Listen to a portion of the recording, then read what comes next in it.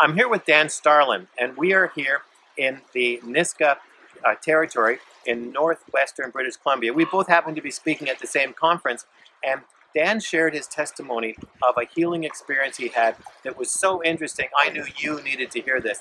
Dan is a pastor of a native Canadian Aboriginal church in the Terrace district. He's also the sectional pastor for the Pentecostal Assemblies of Canada, British Columbia and Yukon District. So he oversees ministries to Aboriginal churches. So Dan, it's a real pleasure to have you on our video to tell people how God touched you. So could you explain to them, how did your health problem begin? Well, it began after a motor vehicle accident, a head-on collision, February 18th, 1995. A young man committed suicide and used his vehicle to hit my vehicle, which then resulted in quite extensive injury to me as well as death. When the ambulance arrived, I had no pulse, there was no blood pressure, I was dead. And somewhere between recovery of body and getting back to the emergency room, God spontaneously resuscitated me. And from there, my journey towards health began. Multiple fractures to the spine, in my neck, pelvis, damage to the vascular system, my legs, my hips, caused an extensive problem with blood clotting that repeatedly happened, and so I ended up with dozens of blood clots. And the form of my legs that caused now would be things such as herniated veins and issues with the vascular, with the venous system in my legs, which caused lesions to form because of poor circulation. So I ended up with lesions in my feet that wouldn't heal. And So these would be broken skin. Open wound that would not close. Would not close, that would eventually, from time to time, become infected. So needing antibiotics to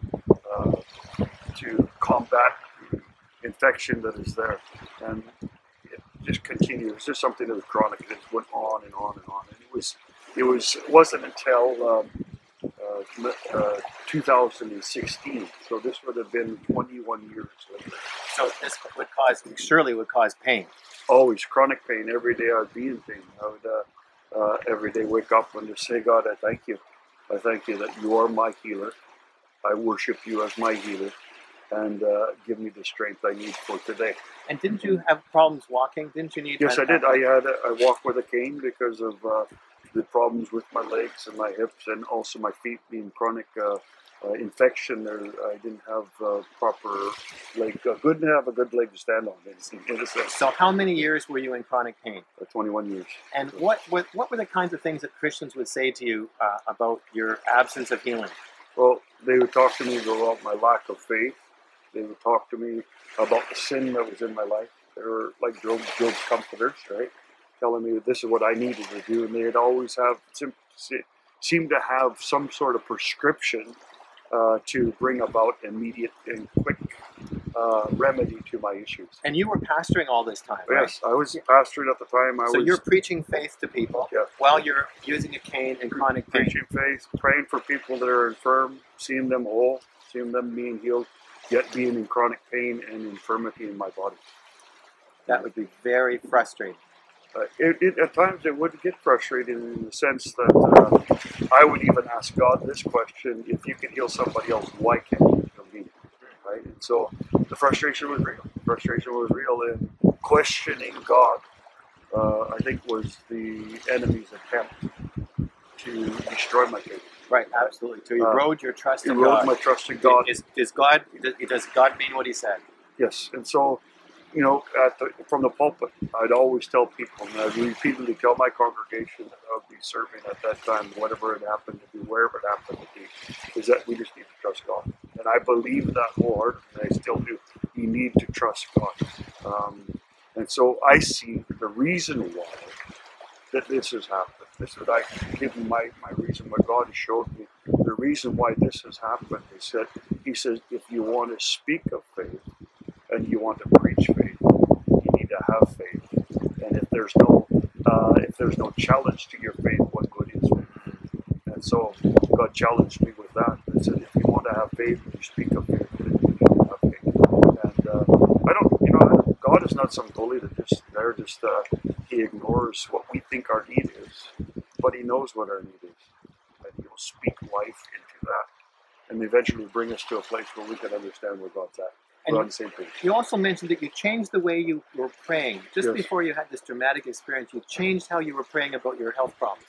Yes, and in the beginning, it was, certainly I was 4 months paralyzed, unable to even move, flat on my back in a bed. And it was, God, I need you to heal me because I can't fulfill the calling you put on my life, laid in a hospital bed. But in a sense I was, because I was stuck in a room with a 2-bed ward. One of the guy was my captive audience to a preacher, so I was 24/7 preaching to this guy. But didn't you say you changed to worshiping God as Yes, your healer? I changed my perspective from God, this is what I need, to worshiping God for who He is. God knows our needs. God knew my need. He knew what I needed, and what I needed to do was really just worship Him. That's what we've been created for, right? We've been created for the intent purpose to bring glory to God. And then tell us, what happened then when you were in Mexico? Okay, so in September 1st, 2016, we were in Mexico vacationing, celebrating my oldest daughter's graduation from high school. I was there with the family, and I was walking down the sidewalk in the community that we were in, it was in Puerto Vallarta, and a Cuban comes up to me on the street. He's not local, he's not from Mexico, he's from Cuba, and very broken English. He's noticed I'm walking with a cane, and he says this to me, not knowing why I walk with a cane. He says, 1 month from today, your foot will be completely healed. And then he turns around and walks away. He said he was from Cuba. He tells me I'm from Cuba, I'm not a resident of Mexico. And well, first he said, I am you. He said, Dad, he didn't say my name, he said, you have God himself. And he says, 1 month from today, you're going to be completely broken English, enough for me to understand. I know a little bit of Spanish, but I wasn't going to venture into Spanish because I don't know enough Spanish to be able to understand what he was saying. And so then what happened? And what happened is, like, over the years, I'd heard it many times. Yeah, Dan, this is what's going to happen. This is when it's going to happen. This is how it's going to happen. It never did happen. Right. So I was skeptical, right? Skeptical, but still trusting God.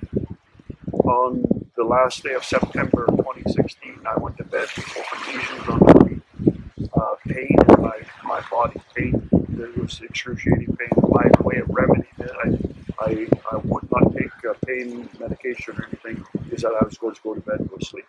And when I wake up, things will be a little bit better. I woke up the next morning, not even realizing that healing had happened. So this is exactly a month Later, October 1st, I wake up and I'm going into town, going back to my office in Terrace. And I'm walking around doing visitation or whatever I was doing. I can't even remember exactly what I was doing. But I was walking around town and I didn't have my cane. I'd left my cane at home. I forgot my cane. I never forget my cane. I forgot my cane. Walking around, halfway through the day, I realized pain in my feet are gone. I'm not walking with a limp, and I don't have my cane. Then it dawned on me to remember. It was just as clear as the day we spoken in that moment. I remember that broken English, this man from Cuba speaking to me, saying, God is going to heal you. You're going to be completely whole. What? And God did it. When you looked at the bottom of your foot, what did the skin look like?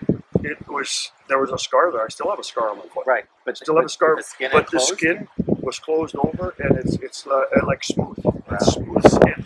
But I see the scars as just a reminder of God's grace. Yes. What God has done. God's mercy. That is just remarkable because Cubans, not very many Cubans speak English. Yeah. And I can't imagine that many Cubans take vacations to Mexico. That's extraordinary. Like, you just have to wonder if that was a teacher. The thought has crossed my mind. Yeah. Is this guy human, or is this guy a messenger from God? It's just, he didn't strike up a conversation in a coffee shop. He targeted you. He targeted me, and he walked away and disappeared, and I never saw him again. Interesting. That is so fascinating. Now, there's a lot of people watching who struggle with chronic pain, unanswered prayer, health problems that just don't seem to go away. Their faith is wavering. They're wondering how come other people get healed. This is a very common problem. What would you say need to trust God. God in His sovereignty does things we don't understand. And oftentimes our faith becomes shipwrecked because we assume what God is doing is wrong. And that what God is doing is uncaring and uninterested in what we're going through. But God has every intent, our best interest in mind. And God will always do what is best for us. And God always will be glorified if we trust Him. That we need to trust God. Have confidence that God knows what He's doing. God will be faithful to His word. He sent His word, right? Psalm 107:20. He sent His word and He healed them and He delivered them from all their infirmities, it says in one translation. Every infirmity delivered because of the word of God. Trust God and what He says He'll do. He will. Thanks so much. Thanks so much, Dan, for sharing that testimony. So this is a trust issue. So we want to really encourage you that if you're struggling in this way, I want this to really encourage you to keep trusting and asking God. So thanks for joining us. If you want to subscribe to this on a weekly basis and you haven't already, just below this video, you can click on Join the Transformation Movement and we'll send the videos to you every Wednesday. So we'll talk to you again next week. But this week, trust God even in your frustration.